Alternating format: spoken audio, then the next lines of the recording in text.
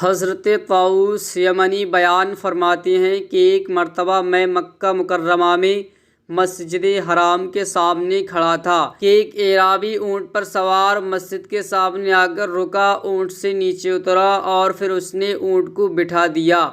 اس اونٹ پر اس کا سامان بھی لدا ہوا تھا۔ جب اونٹ بیٹھ گیا تو اس نے اونٹ کا گھٹنا باندھا اور آسمان کی طرف منہ کر کے کہنے لگا، اے اللہ، میرا یہ اونٹ اور اس پر لدا ہوا سامان تیرے پاس میری امانت ہے۔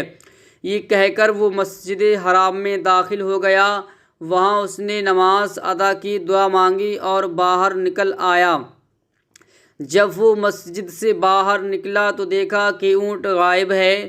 اس نے آسمان کی طرف منہ اٹھایا اور کہا، اے اللہ، میرا اونٹ تجھ سے چوری ہوا ہے، مجھ سے نہیں، کیونکہ میں تو اسے تیرے پاس امانت چھوڑ کر گیا تھا۔ حضرت طاؤس کہتے ہیں کہ تھوڑی دیر گزری تو جبل ابی قبیس کی طرف سے ایک آدمی آتا ہوا دکھائی دیا، جس کے ایک ہاتھ میں اس کے اونٹ کی نکیل تھی، جبکہ اس کا دوسرا ہاتھ کٹا ہوا تھا اور اس کے گلے میں لٹک رہا تھا۔ اس نے وہاں آ کر اس اعرابی سے کہا کہ یہ لو اپنا اونٹ۔ اعرابی نے اونٹ کی نکیل تھامی اور پوچھا، تمہیں کیا ہوا ہے؟ تمہارا یہ ہاتھ کس نے کاٹا ہے؟ اس نے بتایا کہ میں نے تمہارا یہ اونٹ مجبوراً چرایا تھا۔ میں اسے لے کر جب اس پہاڑ پر چڑھا تو سامنے سے ایک گھڑ سوار نمودار ہوا جس کا گھوڑا ہوا میں اڑ رہا تھا۔ اس نے مجھ سے کہا کہ اے چور، اپنا ہاتھ آگے کر۔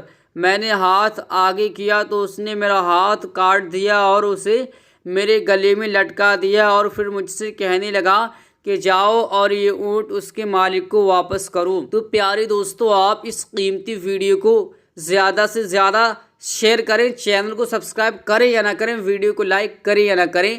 پیارے دوستو، کسی کو نیک بات بتانا بھی ثواب کا ہی کام ہے، اور آپ کی اس ویڈیو میں کیا رائے ہے آپ ہمیں کمنٹ کر کے ضرور بتائیے۔ پھر ملتے ہیں اگلی ویڈیو میں۔